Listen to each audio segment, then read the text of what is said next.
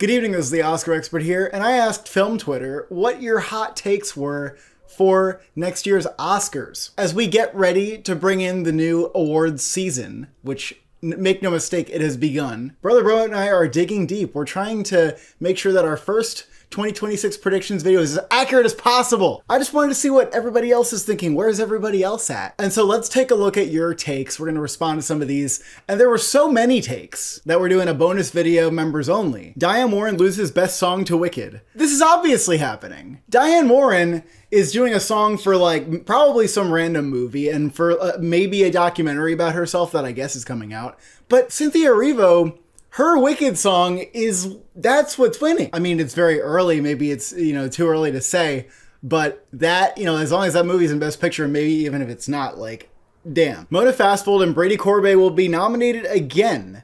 And here we can see that this user is talking about Ann Lee. I am very much considering Ann Lee. Like The Brutalist, it will probably be premiering at Venice without distribution. Perhaps a bit of a risky movie, a musical in the 1700s. About a Christian figure. Being played by Amanda Seyfried, Mona Fastfold's directing, Brady Corbet and Mona Fastfold are writing and co-producing. So I think that is possible that they get nominated. The movie might be a bit of a swing, so we don't know where it's gonna land. But I disagree that After the Hunt is being underestimated. I mean, I'm looking at that and I'm saying, I've heard amazing things about that script, and Julia Roberts, I mean, I know that Luca's past two films haven't made it in, but boy, oh boy, Julia Roberts really seems like she's gearing up for a nomination. So that and the screenplay make me think it could be in. Io DeBerry as a contender. Mother Mary at #1 in picture and director. If Baker was finally able to break out with only being recognized as the indie spirits, why can't David Lowery as well?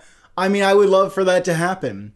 Every year, though, there are so many filmmakers that could have their breakout moment with the Oscars. And I'm always careful because I don't want to hope dict who it's going to be. I'm seeing Lynn Ramsey thrown around. I'm seeing Kelly Reichardt thrown around. I'm seeing Park Chan-wook thrown around.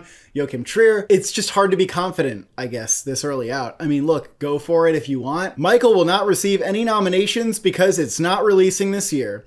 So there has been trouble with the production of Michael, but the studio insists that to say that the production is in shambles is a bit of an exaggeration, that they are very much still planning on that October release and they're doing reshoots this month. It definitely could happen. I heard that a 4-hour cut existed at one point, so even though they have to redo some parts in the back end, I don't know, maybe they can just cut all that out because they had a 4-hour cut. I don't know what's going on with that one, but I think that we do have to consider it for this year's awards. I mean, it was also originally slated for April, so it feels like the deadline, even if they had to push it back to Christmas, it would still kind of work, right? Now, here's what I'm talking about. I want hot takes like this. Efira in Best Supporting Actress after the film's Cannes world premiere. This man left another comment about Jodie Foster in Lead Actress. This is not a movie that I heard of before this comment. This film is indeed gearing up for a Cannes premiere, but I looked at the director's work and I don't know. I guess it would be like a Justine Triet situation where that's really her breakout, but it just seems very speculative. So I don't really have a reason to believe this will be one of the top 3 or 5 breakouts of the festival, but this is a good hot take, looking out for things that maybe not everybody's paying attention to. Jack Black getting nominated for a Minecraft movie. I mean, it is his time. We all love Jack Black. We grew up with his films, and this is his real breakout moment. This is a huge role for him. He's playing Steve. I mean, that's like playing Oppenheimer or Bob Dylan. It's on that level where I think you have to consider that. Lynn Ramsey and Jennifer Lawrence burst back onto the scene as genre, auteur, and beloved, previous winner respectively. Die My Love rides the wave of female-led thriller horror buzz of The Substance to wild nomination success. Sissy Spacek and a Walsh could be a hit. Look, all I'm going to say is go to Goodreads, read what people say about the book, and tell me it sounds like it is for the Oscars. Now, I know I said last year I've been clipped on this, saying that Honora didn't sound like an Oscar contender at all, and it made it, all right? If Die My Love gets a 90 on Metacritic, go nuts, okay? But boy, Lynn Ramsey makes films about people who are psychologically tortured, and I don't know how often that's going to work.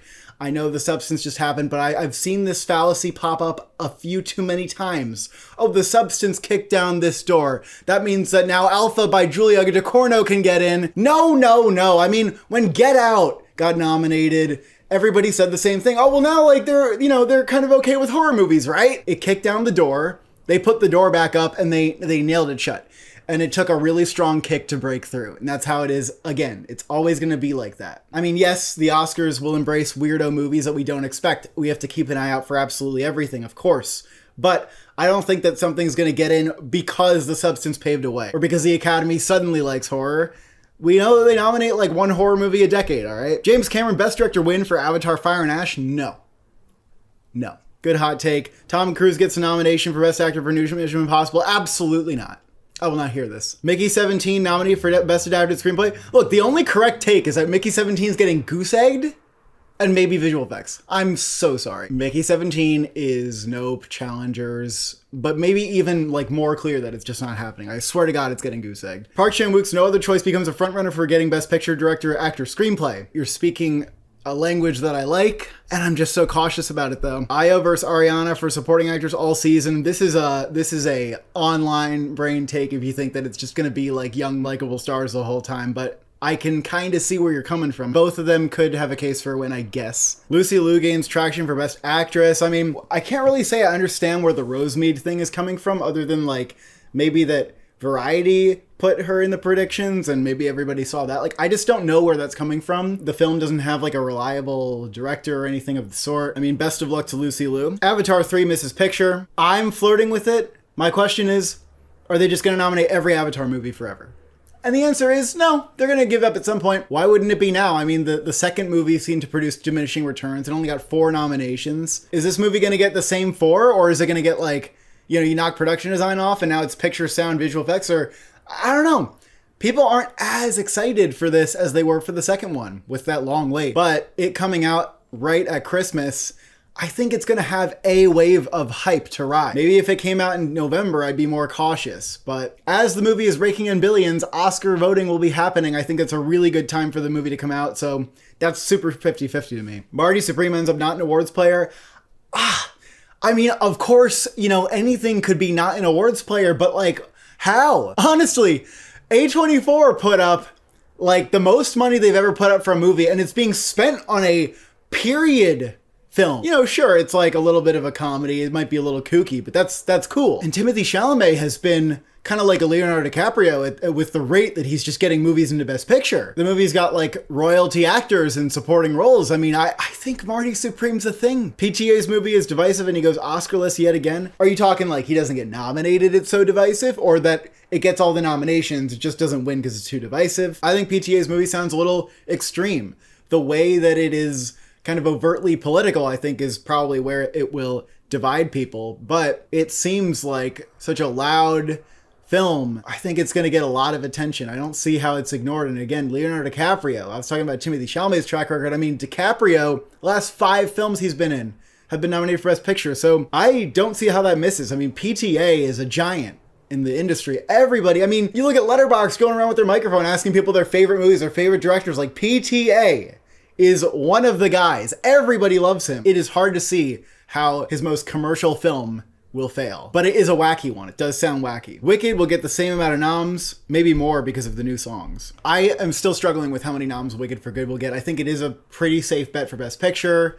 Definitely can get those 2 songs. Is it going to get score again? Is it going to get editing again? Those are the ones where I'm like, I don't know what happens with the performances. You know, will Jonathan Bailey get in this time? That could be a fun little addition if they want to do that. 2 female directors get into Best Director this year. Kelly Reichardt and Lynn Ramsey, possibly. I mean, look, these 2 do not make Oscar bait, and that's fine. To be fair, Kelly Reichardt's film takes place like in the backdrop of Vietnam. But yeah, you gotta be skeptical of this kind of thing. It sounds awesome. It sounds great. I think we'll get a female director this year. I think that there's plenty of contenders, whether it's Mona Fastful or these 2. Multiple noms for The Phoenician Scheme, including Best Supporting Actor for Michael Cera and winning Best Score and Best Original Screenplay. So this is Wes Anderson's new film, slated to premiere at Cannes, then come out in late May, early June. And this isn't the first time I've seen this supporting actor Michael Cera thing, but out of all of Wes Anderson's films, you think the first person to be nominated in an acting role for one of his films is going to be Michael Cera in supporting actor. All of Wes Anderson's movies getting into the Oscars is a crapshoot. We really have no clue. I have heard that this is possibly a little less comedic, a little bit more of a thriller, but it is kind of like this espionage thing. You know, if it's one of his best films, it could happen. I heard Benicio del Toro is a true lead in this one, in the way that Ralph Fiennes was in Budapest Hotel. So I think that's a more likely acting nomination. I don't know why we're looking at Michael Cera here. Sentimental Value will be Neon's Awards juggernaut. Ryan's up for lead actress, Ella Fanning supporting, Stellan Skarsgård supporting actor, Joachim Trier director, screenplay. I'm super flirting with this, honestly. Neon has Life of Chuck. I don't know if they can do both, but it does seem like they'll come out of Cannes with an Oscar. They've acquired The Contender twice. They've gone in with it 3 times. If you're looking at films that Neon's going in with, this is the one that seems most likely. I have struggled a little bit thinking that this is just too, like, what redemption we can get for Worst Person in the World. Worst Person in the World's gonna happen all over again, but this time the Oscars are gonna love it. Ryan Spike gets her redemption, and Joachim Trier gets, like, director, and this sounds awesome and great, okay? And I'm totally on your side. We all know that I'm on the board for the Worst Person in the World fan club. The thing that it kind of entices me most is almost Stellan Skarsgård's campaign here. I really could see that. I am really thinking about putting that in my 10. I don't know yet, but I like this take, and a lot of people are kind of in on this. Superman will have a Black Panther level awards season off the back of Barbie level box office performance and cultural moment. It'll be in the mix for costume design, production design, score, visual effects, sound, makeup, hairstyling. Could sneak into Best Picture. Look, I did ask for hot takes, and I like that you gave me one. My response is absolutely not. Absolutely not. The superhero genre is on its way out. There's the door. Superman will probably be a pretty good movie. It could even get above an 80 on Rotten Tomatoes. But what about it really feels new? I think if you compare, Barbie, Black Panther, sure, they were existing properties, but they felt new. Something about them felt new, and they were auteur-driven. Sue me, but I don't think James Gunn has made a film on the level of those two pre those movies coming out. I just don't see the costumes, production design. The score seems like it might lean on, the original themes. Visual effects, sure, like that's it though, that's it. And I've seen other people who think Superman's a thing, and I think that unfortunately what's happening is you're really excited for it. And superhero fans are shivering, they're in withdrawal right now. But all I have to say to you is good luck, and I do not think so. The Rock will get nominated for his acting in The Smashing Machine. People will demand to know why he hasn't done more actual acting like this. Scorsese reportedly having him as his next lead will make more sense. I think most people are thinking that this is very possible. If the movie is not in Best Picture though, for him to get a lone acting nomination, I think it'll be kind of 50-50. Will he really be seen as an underdog is my question, because this is a man who's just all in on blockbuster filmmaking and like, oh, now you're going to indie films. I don't think people will have that attitude though. I think that they'll like if they're seeing something really special from him. So I think he has a very good shot. Mission Impossible Final Reckoning might be a Best Picture contender. It already has great buzz. And being the last of a beloved franchise, the Academy may want to recognize it. I feel like this last of the franchise thing is a little bit baloney. It worked for one franchise, which was Lord of the Rings. Maybe Toy Story people thought was the last one, sure. Harry Potter's a great example. That, I remember people were actually talking about that, and it was probably the most acclaimed movie of the franchise, but they didn't give it more than 3 nominations. I haven't seen the Mission Impossible movies, but my hunch is that you'd have to really stick out to be considered for Oscars. For a franchise that only the last one was the first one to ever be nominated for any awards. The trailer does look promising, but other films have gotten a lot of acclaim and just still fallen short. I don't know what this film would have to be like to really exceed that. Wicked for Good might win Best Picture.